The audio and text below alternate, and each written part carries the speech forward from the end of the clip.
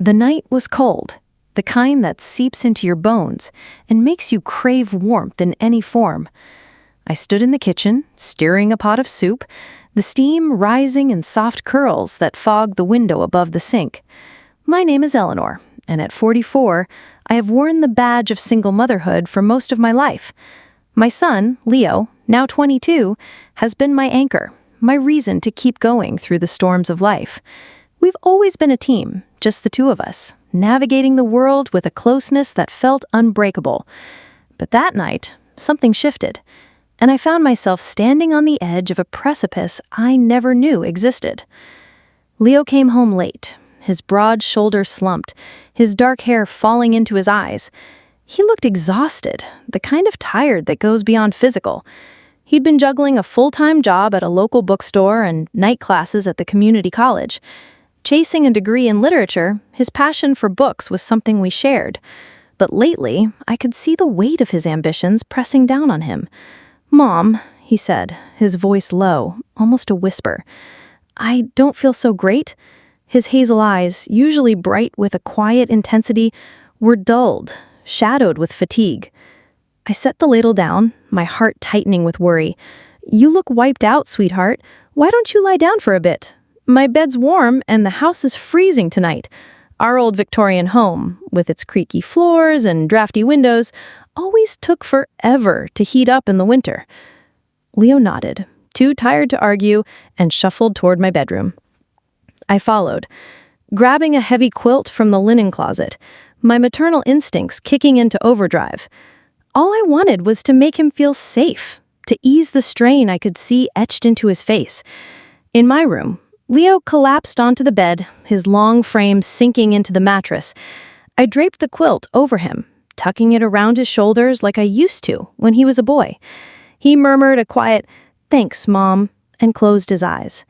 For a moment, it felt like any other night. Me taking care of him trusting me to make things better. I sat on the edge of the bed, watching the rise and fall of his chest, feeling a familiar warmth in my chest. But then I did something I hadn't planned. I lay down beside him, telling myself it was just to keep him warm, to share the quilt in the chilly room. At first, it was innocent. The room was quiet, save for the soft hum of the heater, struggling to keep up. Leo's breathing slowed, and I thought he'd fallen asleep. But then he shifted, moving closer, his body pressing against mine under the weight of the quilt. My breath caught, a flicker of unease sparking in my chest. He was just seeking warmth, I told myself, like when he was little and would crawl into my bed during a thunderstorm. But when his arm draped over me, pulling me gently closer, the air in the room seemed to thicken. I froze, my heart pounding. His touch was soft, familiar, but there was something different in it, a weight I couldn't name. I wanted to laugh it off and say something like, to break the moment, but my voice wouldn't come. His warmth enveloped me, his steady breathing a contrast to the chaos in my mind. I told myself it was nothing, just a mother comforting her son.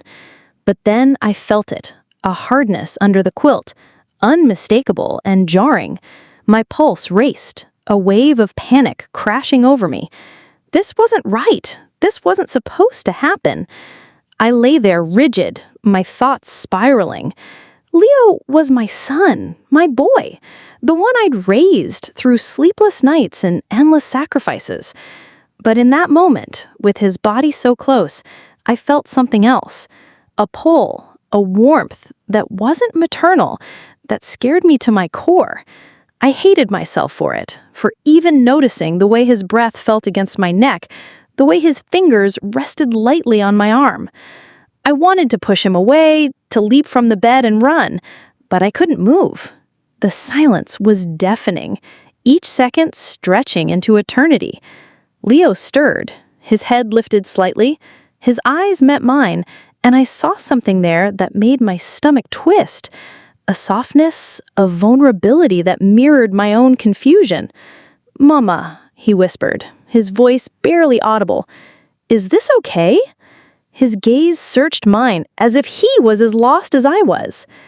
Caught in the same strange current, I opened my mouth to speak, to say something, anything to break the spell.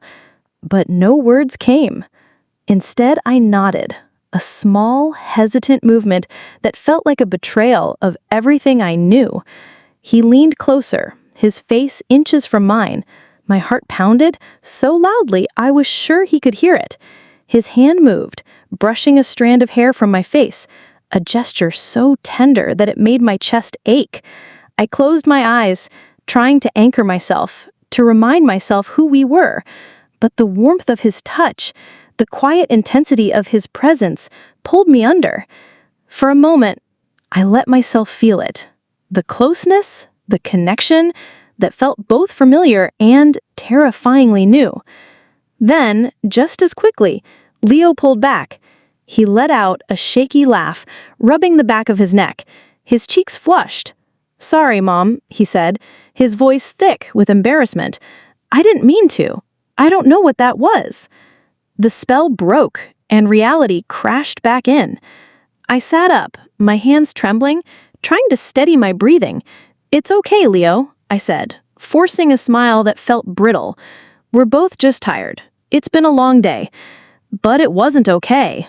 The air between us was charged, heavy with unspoken questions. I wanted to reach out, to hug him, and pretend nothing had changed, but I couldn't. The moment had shifted something fundamental, and I didn't know how to fix it. Before I could say more, the doorbell rang, a short sound that cut through the tension like a knife. I jumped, grateful for the interruption, and hurried to the door. It was our neighbor, Mr. Henderson, a kind man in his late 50s with a weathered face and a warm smile. He held a flashlight, his coat dusted with snow. "Hey, Eleanor," he said, his voice gentle. "I saw your lights on and thought I'd check in. It's getting cold out there. Any trouble with the heater?" His concern was genuine, and for a moment I felt grounded by his presence, as if the normality of his visit could erase the strangeness of the night. "Thanks, Mr. Henderson," I said, my voice steadier than I felt. "The heater's been acting up. Actually, if you wouldn't mind taking a look?" I stepped aside, letting him in, hyper-aware of Leo watching from the hallway. His expression was unreadable, but there was a tightness in his jaw, a flicker of something that looked like jealousy. The thought sent a chill through me. Was he feeling the same tangled emotions I was, or was I projecting my own confusion onto him? Mr. Henderson moved to the living room, kneeling by the heater, his tools clinking softly.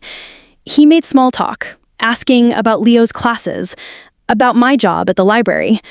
I answered automatically, my mind elsewhere. Leo stayed in the hallway, his arms crossed, his eyes darting between me and Mr. Henderson.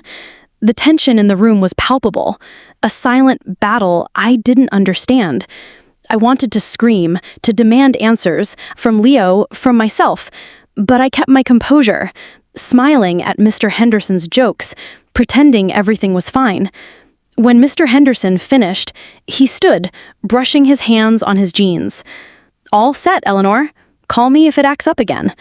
He glanced at Leo, his smile faltering for a fraction of a second, as if he sensed the undercurrent in the room.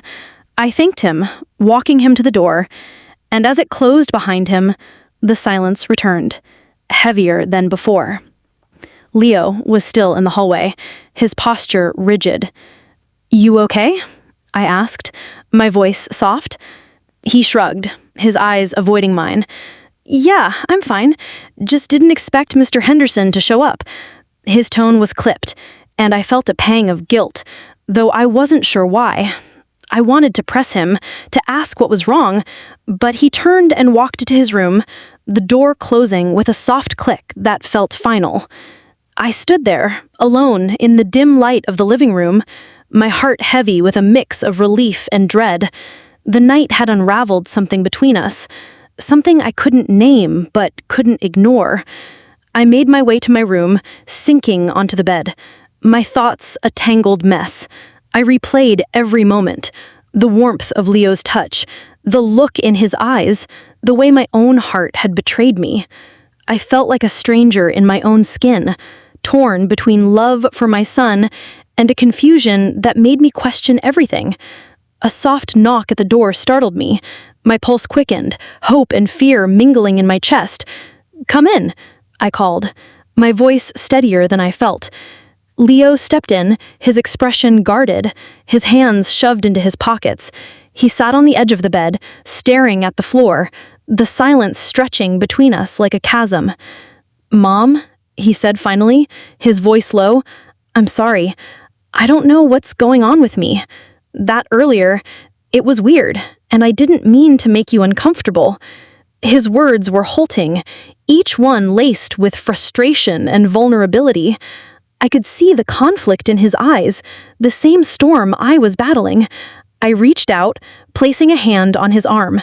The gesture meant to comfort, but felt charged with something more. "Leo, it's okay," I said softly. "We're both, I don't know, maybe we're both just feeling things we don't understand. It's been just us for so long, and sometimes that makes things complicated." My voice trembled, but I held his gaze, willing him to see that I was as lost as he was. He nodded, his eyes searching mine, a mix of longing and uncertainty flickering in their depths. "I don't want to mess this up," he said, his voice barely above a whisper. You're everything to me." The rawness of his words hit me like a wave, and I felt tears prick my eyes. I wanted to pull him close, to promise that we'd figure it out, but I hesitated, unsure if touch would heal or wound. Instead, I took a deep breath, steadying myself.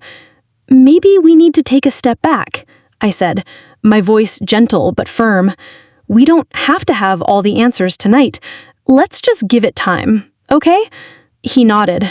And then, in a gesture that caught me off guard, he leaned his head on my shoulder, the way he used to when he was small.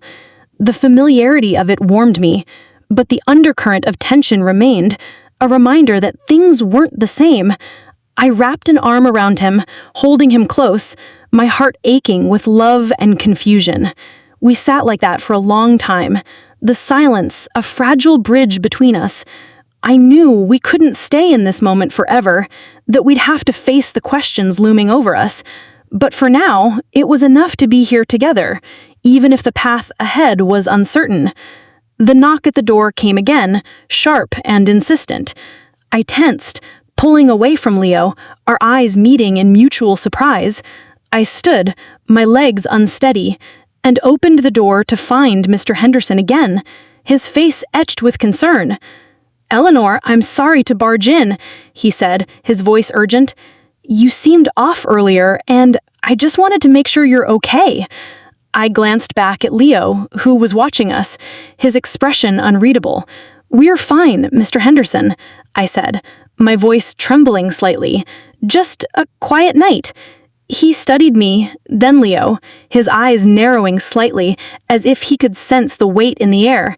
"All right," he said finally. "I'm next door if you need me." He left, and I closed the door, leaning against it, my heart racing. Leo was studying, still moving closer, his eyes locked in mine. "Mom," he said, his voice trembling, "maybe we shouldn't push this.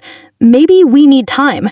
His words mirrored my own, and I nodded, relief and sorrow mingling in my chest. "You're right," I said softly. "We'll figure it out.